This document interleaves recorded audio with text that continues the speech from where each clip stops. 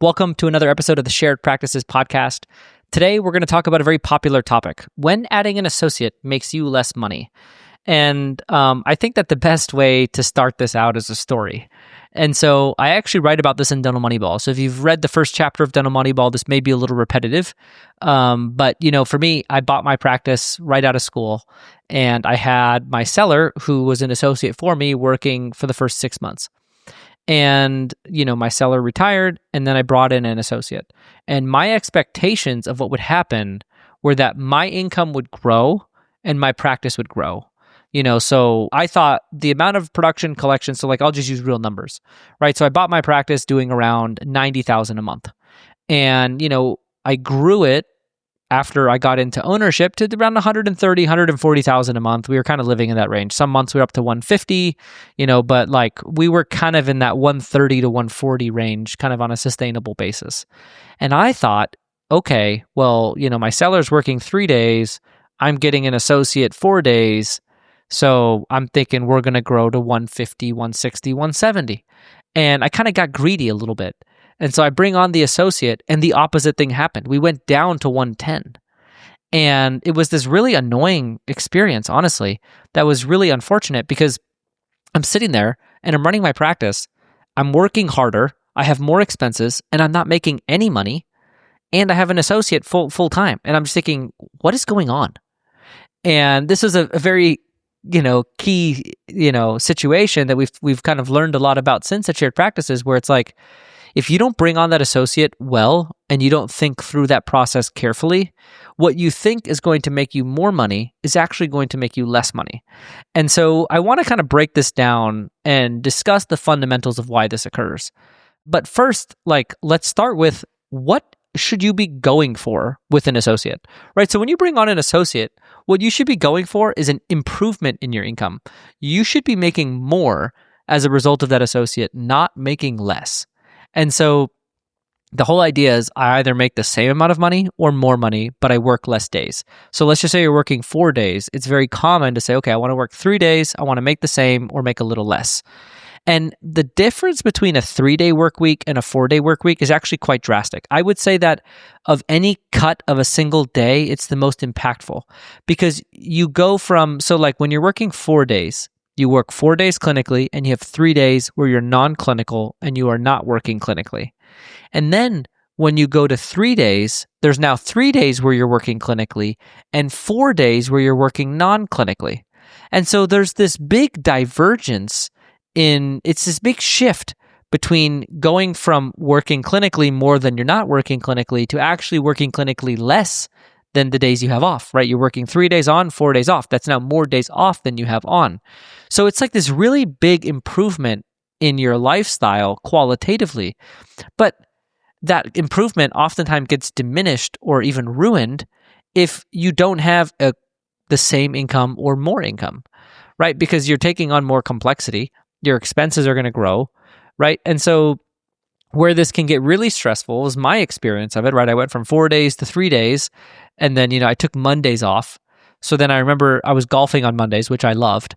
And I was like, wow, this is great. I'm golfing on Mondays. But then I went from literally having an income to having no income, because my practice expenses were at the same level as our revenue.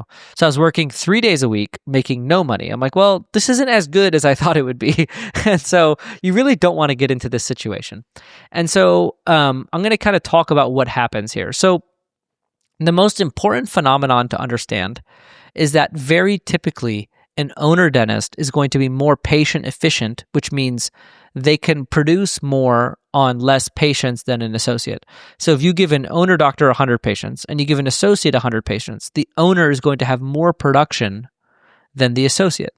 So what happens a lot of times is an owner doc is going to bring on an associate. They're going to cut their days, and they're also going to kind of get into cruise control mode a little bit, where they're going to say, all right, I brought the associate on. I want to grow their schedule. I want to build a good relationship with them. And so I'm just going to hand them all the new patient exams. I'm going to have them check more of the hygiene than me, right? And so what's happening is two different things. So on the expense side, they're going to bring on an associate. They're going to bring on an additional assistant. The associate's going to have a guarantee. They may have higher supply costs because there's going to be different types of burrs that are being ordered. And then they might even bring on another hygienist, maybe even additional front desk. And so their expenses are going to grow pretty dramatically, right? You're going to have like a pretty sizable step up in your monthly break-even point. So the amount of expenses you have every month are going to go up. And then you're going to have a less efficient provider seeing a larger percentage of the patients, which means that you're going to have this situation where now you have an associate where, it's going to be my situation. I was doing 130, 140, me and the seller, right? The seller and I were both kind of like owners, right? Because the seller was the prior owner, I'm the current owner. And so there was like almost two owners. And then you go to, George plus an associate, and now all of a sudden it goes down because we have one owner and one associate. And so, there's just less ability, the associate's new in the practice, they might be a little timid, they might not be as confident with diagnosis, the patients trust them less, right? There's all of these reasons why associates are less efficient or productive per patient. And so it's going to kind of be one of those situations that happens commonly, and it's the perfect storm because your revenue is going to go down and your expenses are going to go up. And so it's like, if your revenue goes down and your expenses go up, of course you're going to make less money. You have less money coming in and you have more money going out. So it's just kind of like simple math at that point that, if you bring on an associate according to the plan that I followed, it's just not going to work out. And so in this episode, I want to kind of like, we've talked about the trend. I mean, I could talk for the whole episode about how you make less money. I just don't find that to be helpful. Like, who wants that result, right? Nobody wants to bring on an associate and make less money. Like, I can pretty much bet a good amount that our audience does not want that. So I'm going to focus on the other side of things, which is, okay, this is a common outcome, but how do we avoid it? And I think the first thing is, let's start with what good looks like, right? So what are we shooting for when we bring on an associate? Well, associates provide flexibility, right? So let's just say obviously you probably want to work one less day would be a good target, right? So I want to work one day less. I want to make the same, if not more. And then I want to have some flexibility where I can take a vacation if I want. Or let's just say you want to go pick up your kids from school one day, or your kid has a soccer game, or your kid wants to be, you have a concert at school, or you have all of these little things that come up during the day. When you have an associate, you can block out your schedule and you can go do those small finite things as they come up. And then the associate can cover for you and then you can come back, right? So it removes the dependency on you, because your practice, right, to be operational at all times needs a doctor, right? You can get by here and there without a doctor, but really to perform and to be functional in a sustainable way, you really need a dentist at any given time. And so having the associate in place allows you to expand hours. It also allows you to, be at the practice a little bit less here and there, allows you to take vacation. And so all of these things are sort of benefits. And so what good looks like is you work one day a week less, you have more flexibility, and you make the same, if not more. That's what we're shooting for. And so how do we accomplish that? Well, the whole thing has to be designed for that outcome. And so I think like one simple thing that I did wrong in the story I told at the beginning of the episode is that I didn't expand my hours, right? So I was Monday through Thursday, I bring on an associate, I stayed Monday through Thursday. That's not really the best practice because, for you, you're going to have to grow revenue, right? Bringing on an associate, you're going to have to increase your costs. And so concurrently, you're going to have to increase your revenues as well. And so a very straightforward way of increasing your revenue is being open more days. And so, that's something that I would kind of just check on the list somewhat quickly is, we need to increase our capacity with an associate. So let's just say you're working Monday through Thursday and you bring on an associate. A very common configuration is you work Monday through Wednesday and the associate works Tuesday through Friday.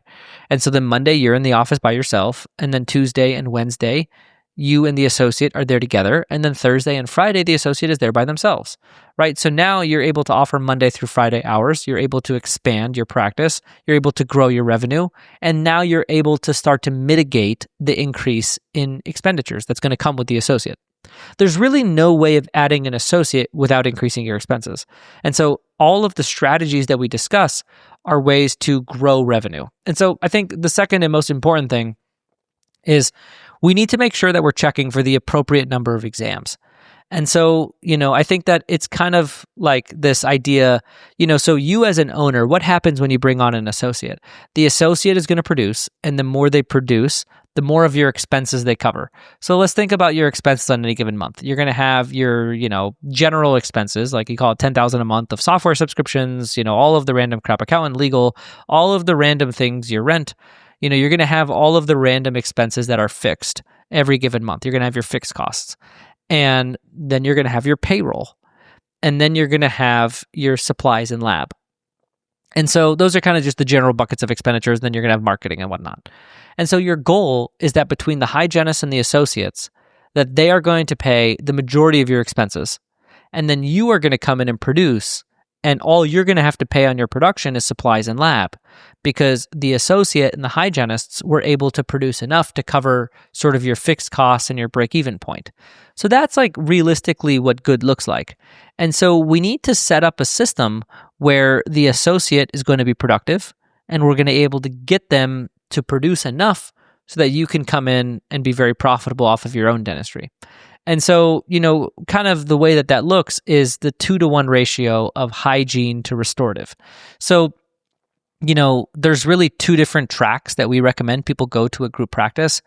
And we call this a solo to group transition. So when you're like a one dentist practice and you want to go to a 2 dentist practice, there's going to be 2 different ways that you can get there.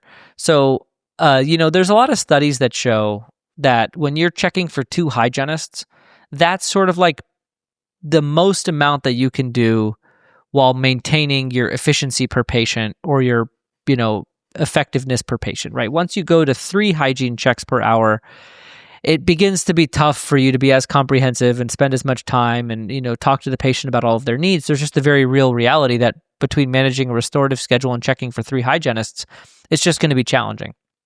And so you're kind of needing to get to this point where you can check for 2 hygienists every time you're in the office so you can maintain your own production. And also your associate can check for 2 hygienists so that they can be busy, right? A fundamental that we need to consider is that your associate, for every 50,000 a month of doctor production, your associate is going to need more patients to get to that 50,000 than you are. And so, you're going to have to kind of do this sort of process of transitioning your practice from 2 hygienists to 3 hygienists. And then ultimately where things will be the best is when you will have enough hygiene days so that every day that you guys are there together, you're each checking for 2 hygienists. That's sort of the best case equilibrium result. And so let's just go through that schedule that we talked about, right? Monday, you're there by yourself. You check for 2 hygienists. Tuesday, you guys are there together. There's 4 hygienists there that day. Each of you are checking for 2. Wednesday, you're there by yourself. Then maybe you check for 2 each again. So 4 hygienists in total. Because Wednesday you guys are there together. And then Thursday, the associate is by themselves. And that's where you're going to have them check for 2 hygienists. And then Fridays are interesting because the Thursday, so like if I ever wanted to have somebody check for 3 hygienists at once, I would honestly see if my associate's willing, and I would say, hey, Friday, it's maybe a half day, work from 7 to 1, no lunch. Why don't you check for 3 hygienists? What do you think about that? Because your associate's going to need more patients to stay busy. And so if they have like 1 or 2 days a week that they check for 3 hygienists, it's not ideal. They might want to run a single column on the restorative side, but it's going to be it's going to give them more at bats with patients to get themselves busy so that they're going to have a busier restorative schedule. And so if you ever want to kind of push the limits on that 2-to-1 ratio, I would use the associates days where they're there by themselves to maybe have them check for 3 hygienists so that they can stay extra productive because they're going to require more patients. So, there's 2 different types of practices. There's types of practices that are very patient efficient. So they do a lot of doctor production per patient. They see a lot of emergencies. They do a lot of Invisalign, implants, that type of thing. In those types of situations, you're going to want to bring on the associate at the time of the 3rd hygienist, and you're going to want to ramp them up. And then, maybe you guys are each checking for 1.5 hygienists that type of thing, until you can get to the point where you have the appropriate number, which might take 6 to 8 months with the hygiene recare cycle. And then there's the other type of practice where you're like, yeah, you know what, we don't really do all that much like complex dentistry. We don't get a lot of new patients. We don't do a lot of emergencies. Maybe we'll just, I'll check for 3 hygienists for a period of time, and I'll kind of, bite the bullet for 6 to 8 months, and then I'll get the 4th hygienist and the associate at the same time. And so, that's a very common configuration as well, where in this Monday to Thursday schedule, you might go to checking for 3 hygienists on the days of the week where there's going to be 2 dentists in the future to kind of build the patient base up to the point where it's ready. And so, why emergencies are so important, new patients and emergencies are so important, is because new patients and emergencies supply dentistry like disproportionate to the amount of hygiene. So like a new patient takes an hour and a half in hygiene typically, but they provide like 3 times as much dentistry as an existing patient. So if you have a lot of new patients, then you might not need 4 hygienists to keep 2 doctors busy. You might just need 3. Versus if you see a lot of emergencies, those are patients that provide doctor production without going to hygiene. So then you potentially don't need to have, as many hygienists to keep an associate busy. And so the complexion of your practice will sort of dictate what's the best way of going about it. But the gist of what I'm getting at is there needs to be appropriate patient flow. So when I was telling the story earlier of having my associate in place and how my production tanked, well, the reason why it tanked is because we only had 2 hygienists worth of patients, really. And so I hadn't yet gone through that process. And I definitely was not the cosmetics, ortho, Invisalign dentist who did a lot of emergencies. I was more the bread and butter, crowns, fillings, and night guards. And so was my associate. So you have 2 people who don't do a whole lot of, arrayed procedures, and we're referring out a lot of stuff on not enough patients. Like that's what happened to me. And so, you kind of want to avoid that situation by preparing to have the proper patient flow. And then once you have the proper patient flow, another thing that you're going to want to prepare is your co-diagnosis, right? So you're going to want to have your hygienists calibrated on what types of patients you treat and what you treat in certain situations. Because, right, owners in general are more efficient per patient than associates. So why are they more efficient per patient? Because they have, their diagnostic protocols are most likely going to be more comprehensive and thorough than an associate's. And so if an associate is coming into the practice, it might be a good idea for the owner to prepare for that associate by training the hygiene team on co-diagnosis so that by the time the associate comes in, the hygienists are helping that associate be more productive per patient. And so having a co-diagnosis process is going to be really important so that by the time you go to bringing in an associate, the associate is coming into a well-oiled system where they are walking into exams, there's intraoral pictures taken, the patient is aware of what they could potentially need, and they're just going through the motions of, finishing that exam, confirming what the hygienist has told the patient, and moving forward. And the patient will have heard it more times, they'll trust the associate more, and you're going to ultimately get better case acceptance. And so I would say that in general, that's going to be something very important to establish in your practice before you get an associate, is the ability to really have this process in place to ensure that by the time they get there, we don't want an associate to walk into an exam. The patient has no idea what to expect. They have to sit the patient back. They have to look at what the patient needs. They have to tell the patient about everything for the first time. They have to have the intraoral photo taken themselves. And I think that this is, ultimately going to make it like harder for that associate to produce. And so you want to make it easier for that associate to produce. And that's going to be, one of the most important things. And so I would say that, having those associates, really rely on your system to get them to be productive, like that's going to be, heavily based on your co-diagnosis and putting that foundation in place with your hygienists so that your associate comes in and things are more calibrated and they're more likely to succeed early. Now, let's talk about associate selection, right? So anytime I'm looking to select an associate, there's certain clinical skill sets I really like to see. So for example, surgical extractions is a big one, right? I really want associates to feel comfortable and confident with emergency appointments. And so, it's going to be very hard to find an associate who's going to do like upper molar endo, for example. Like, they're just not going to be comfortable with that. And, generally a lot of general practitioners don't do that. And so you kind of want to find an associate who is furthest on the emergency spectrum of being able to handle an emergency visit in a productive way. And so, that's going to be anterior premolar endo plus surgical extractions and bone grafts. And so it's like, for me, whenever I'm looking to find an associate, I really want to have those skill sets in place, because that's really going to allow this associate to, like, for example, let's just say your restorative schedule is busy, patient calls in pain, they get seated in your office, right? If you have an associate who's not comfortable with that procedure, they're going to refer them out, right? So what did you really get? You got an exam. Versus if the associate is comfortable getting them out of pain, their associate's going to take their opening, turn it into a productive appointment. And also you're going to have, the ability to, to have maybe to market for emergencies or to be more available. And you're going to find that that's going to ultimately drive a good portion of the production, because the owner's schedule is typically going to be more busy than the associate's schedule. And so having that associate be able to, ultimately like do dentistry on patients that are coming in pain is going to drive a good amount of their production early as they're still building their schedule and their patient base. And so I think the next thing, so like, you're looking for an associate, you want to find someone personable, you want to find someone who's a culture fit, you want to find somebody who you enjoy working with, you want to make sure they have the sort of correct appetite for ownership, so to speak. But then also you're going to want to find somebody who can handle emergencies productively, because that's going to be important for them to drive their productivity.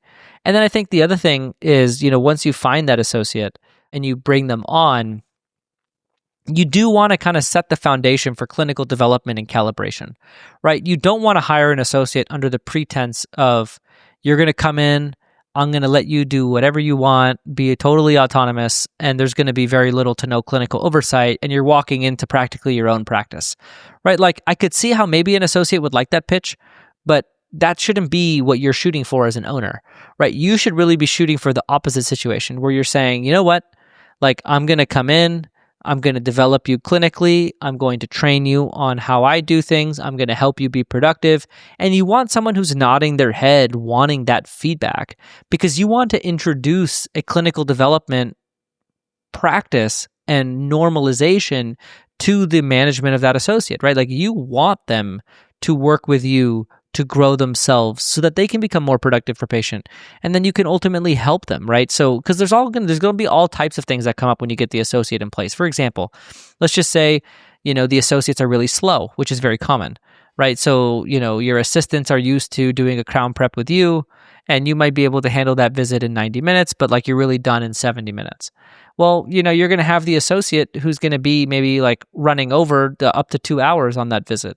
And your assistants are going to be bringing that to you like, we're taking a really long time. They're really slow. The patients are not really enjoying the experience, right? If you don't open the door for that conversation and that clinical development on the front end, then it's going to be hard to manage that, which is going to be hard to have an associate be productive, because their speed isn't going to be fast enough to really do the dentistry in the time frame that it takes for it to be worthwhile for you to have them there and allow you to work less and make more. And so you really want to open that door for clinical calibration and oversight early, and you really want to kind of get that going early. Something else you're going to want to do as part of the onboarding process is you're going to want to cut your schedule to higher quality procedures, right? So if you're going from 3 days or from 4 days to 3 days, you're going to want your hourly production to go up, so that ideally in 3 days, you're able to produce what you used to do in 4 days. And how you do that is by delegating some of the lower level production. Fillings is the big one, right? So, you would simply train your front office team and your entire practice. You would say that, as the associate comes on board, they're going to be doing the fillings on our patients. And so if a patient is in hygiene and there's fillings that are needed, like, if it's with a crown, then it's different, right? If you're doing quadrant dentistry and you're prepping a crown on that patient and you want to knock out a few fillings during that visit, then, that's a different story. But if it's like simply a restorative visit, that's all basic restorative, no crowns, no crown and bridge, and it's just fillings, then the front office really needs to be offering the associate schedule for those visits. So you'd say like, let's say you go into an exam, patient needs a couple of class 2 fillings, they go to the front office says, yeah, we can get you in with doctor associate at this time and this day to get that done, like period. And you simply offer that. And then, maybe there's going to be a set number of patients who are going to like kind of push back on that and request to see you. You can decide how you want your team to handle that. I would suggest that you discourage it, but then you ultimately accommodate the request.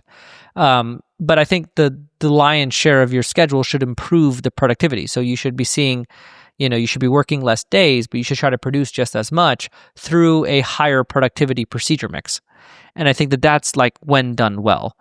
And then I think the other thing is going to be like the associate, you're going to want the associate to really focus on the simpler stuff, right? So when your hygienists are getting you guys for exams, you're going to want to kind of communicate with your hygiene team. You're going to say like, when a new patient comes in and they've got like a lot of need, like you come grab me for those. Or if the new patient comes in and there's just like a few fillings that they need, like, yeah, you can grab the associate. And so you're going to want to kind of train your clinical team on the days that you guys are both there. Anytime there's like, a lot going on, you're going to want to have the owner do those because you want to like, I think a very common misconception is that people think that when they get an associate, their productivity should go down. It's like, actually, when you get an associate, the number of days you work should go down, but your production per hour and your total monthly production should be about the same, and your production per hour should go up. And so you need to kind of tilt the scales of the system so that you see less patients, but keep your productivity high. And so anytime the hygienists are like, oh, there's a lot going on here, I'm going to go grab the owner doctor because the owner doctor is going to be more efficient per patient. They're going to have higher case acceptance. There's going to be more trust. And so it's really the quality over quantity, right? So the associate is going to focus on the patients that have less need, but more of them. And you are going to focus on the patients that have more need, but there's less of those.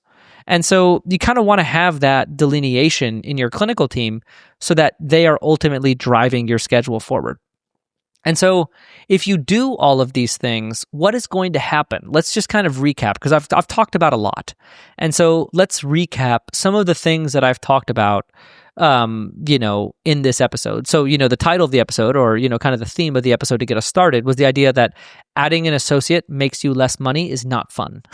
So the whole episode is about how do you add an associate while making the same, if not more? And the value prop is we work less days, we make the same, if not more, we have more flexibility, we can take vacation, we're growing our practice, the revenue should be higher, the practice value should be higher, we're growing our net worth, and, ultimately there should be more flexibility and balance and the same, if not more income. And that's the value prop.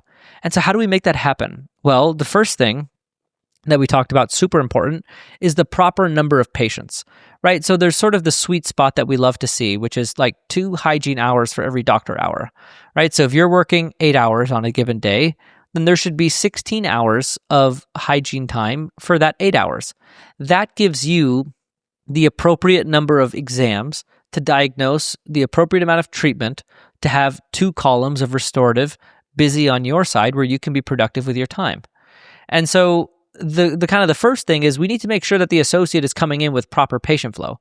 Like at a minimum, we need 3 hygienists so that we're maybe doing a column and a half to get started each, and then we maybe ramp up to each doing 2 columns of hygiene, right? It's very hard to go from 2 columns of hygiene for each dentist to 4 columns of hygiene for each dentist without a transition. So your choice is, do I go to 3 and do 1.5, or do I temporarily check for 3 hygienists before I go to the 4th hygienist and bring on the associate at the same time? And that's really based on the profile of your practice. If you do more complex treatment, you see more new patients, you see more emergencies, then you might want to go towards the 1.5, and you bring on the associate and the 3rd hygienist at the same time. If you're more simple, restorative, bread and butter, less needs, then you're going to want to maybe check for 3 hygienists for a period of time before you bring on that 4th hygienist and the associate at the same time. So the first thing is proper patient flow. And then the second thing is we need to, like if you remember at the beginning of the episode, we talked about why does this phenomenon occur? Why do associates produce less than owners because they're less efficient per patient. There's less trust there. They're less confident. They may be diagnosed less comprehensively. They might be a little timid to tell the patient what they need, right? All of these things are very common. And so we have to build the dynamic so that the associate and the hygienists are producing and collecting about what your monthly expenses are. And then you are coming in and being very productive on 3 days a week, where you are producing enough so that after your supplies and lab, you're taking home a healthy income. And it's the same, if not more, than what you were making before, right? And that's all going to be based on, so like if it's based on, the biggest driver of that is twofold.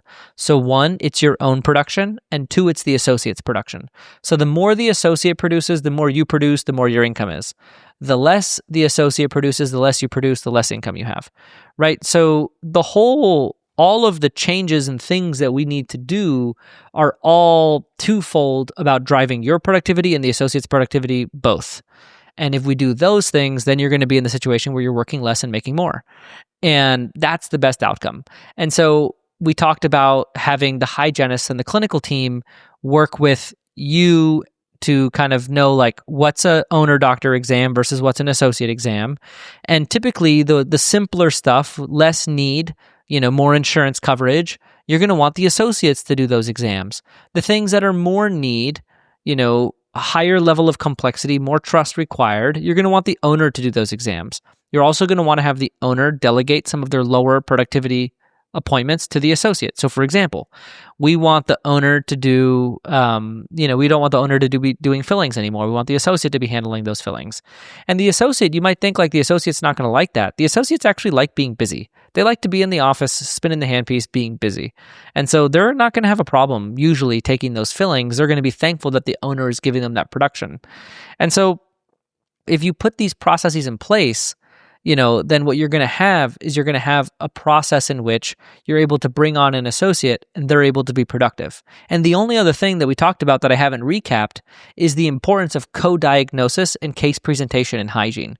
And so if you are bringing on an associate and you want to drive the productivity of that appointment, or you want to drive the productivity of both providers, having that solid foundation of clinical calibration, co-diagnosis, intraoral pictures being taken, patients being told what they need before the doctor comes in will allow you to do more dentistry, and it'll also allow your associate to do more dentistry because they're going to come into a more of a system of case acceptance rather than it being doctor dependent.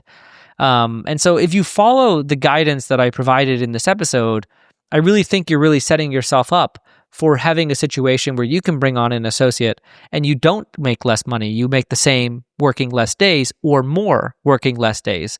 And that really comes down to having the proper patient flow, preparing for the associate with having your co-diagnosis in place, finding an associate that has the proper procedure mix, the ability to see emergencies, and also making sure that the associate is pre-prepared to have conversations about their clinical development, whether it's their clinical speed, whether it's their diagnostic profile, whether it's their procedure mix. An associate should be walking into a position expecting to grow clinically under the guidance of the owner.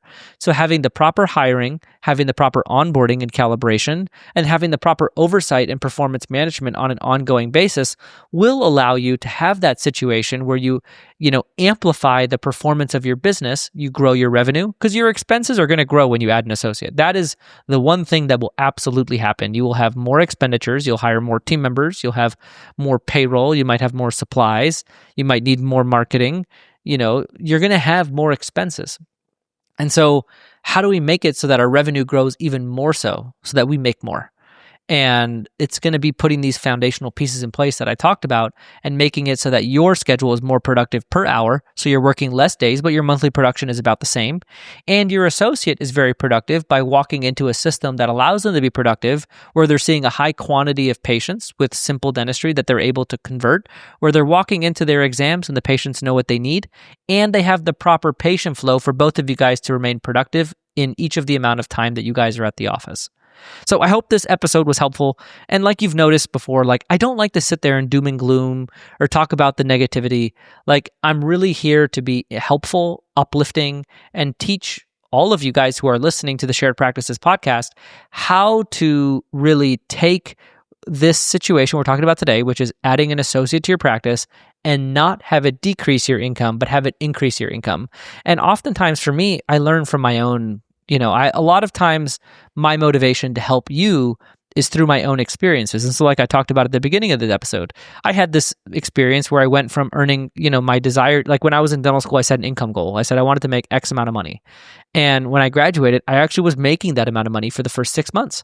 And then I brought in an associate and I went from making my desired income to zero. And I was working 4 days a week, I was working actually 3 days a week. I cut one day, but making no money. And so it's like golf on Mondays when I wasn't at the office, it wasn't fun because I wasn't making any money. And that was not sustainable because I had monthly expenses. And so, when you bring on an associate, you really want to go through the deliberate process that I laid out in this episode to make sure that by the time they come into the office and they're onboarded effectively with the proper expectations, and then you can cut your clinical days and you can increase your income. And that's the best result. So I hope that this was helpful. If there's any other topics that you want us to discuss, I encourage you to email us at team@sharedpractices.com, give us feedback on the show, and also chime in and tell us what you want us to talk about. How can we help you in wherever you're at in your ownership journey? So thanks for listening again to the Shared Practices podcast. Here we are in our 10th year producing the show. And so thanks for listening to another episode of the Shared Practices podcast. We'll see you next time on another episode of the Shared Practices podcast.